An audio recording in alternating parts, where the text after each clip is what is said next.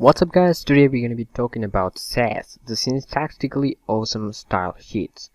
So Sass can be used in many instances. So the first thing that you're going to be using it on is pre-processing your CSS files. So it has many other features that the basic CSS3 doesn't have, like variables, inheritance and those kind of things. So we're going to be talking about those things in this video. So the first thing we're going to be doing is installing Sass. So for that purpose we need gem or the Ruby gems. So the link is in the description down below. You can download Ruby gems at rubygems.org/pages/download and then just download the setup for the Windows, or you can just use sudo. So Ruby is already installed in most of the Linux distros, and you can install Ruby on your Linux system and your Mac manually, and then you can use gem install Sass in all of the systems, but in Linux you're going to be using sudo as it requires the administrator's privileges. So that's it for the installation purpose, and to confirm that you have installed Sass perfectly, you have to use Sass and version. So as you can see, I have the bleeding edge 3.53 version, and so let's get started. Okay, now to get started, first of all I'm going to create a new SCSS file.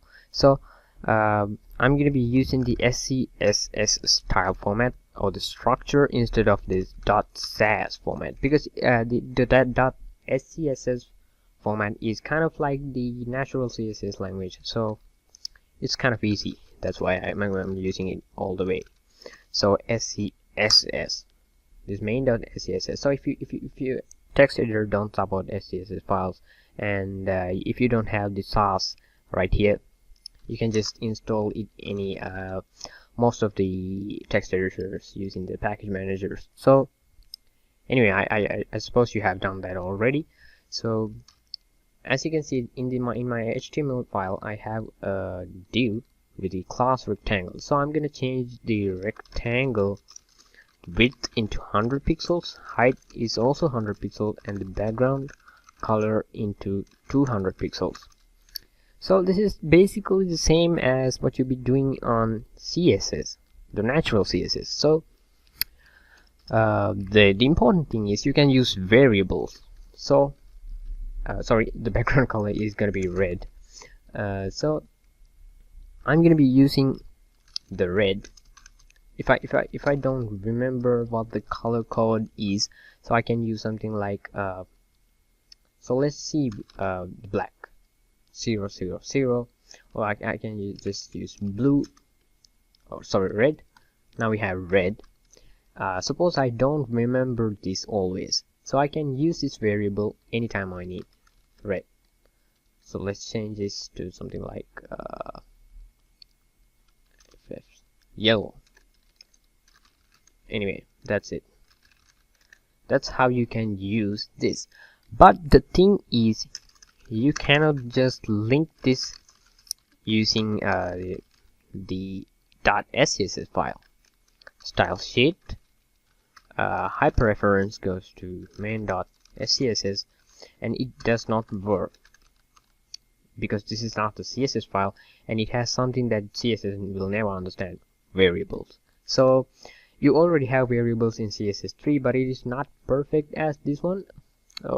It's really ugly, and it does not support in most of the web browsers, but this support because this is a preprocessor.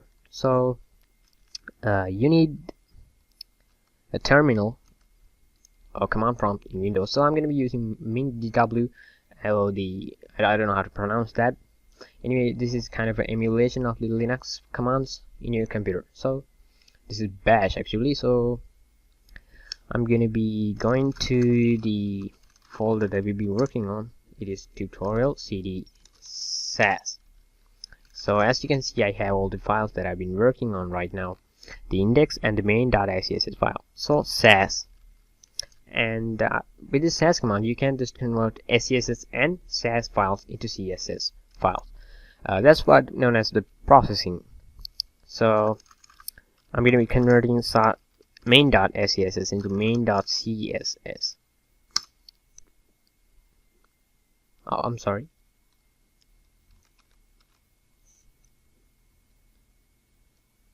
Okay, we have to use the colon instead of equals. I've been using too much JavaScript and things, you know.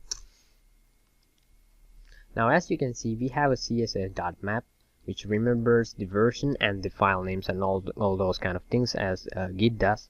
And this is the main.css file that you need to include, not the SCSS file. So let's just run this.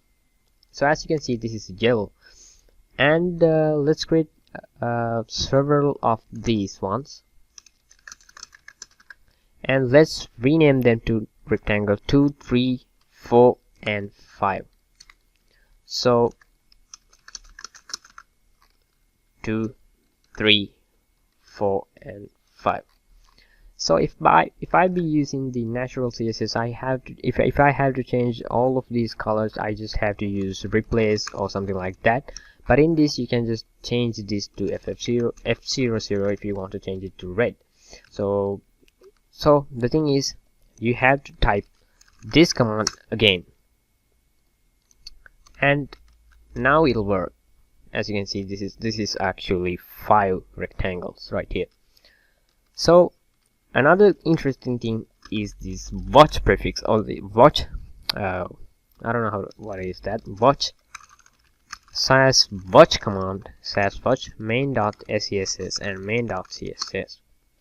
So this watches for file changes inside .scss file and converted it to .css file without having you to type this all over again.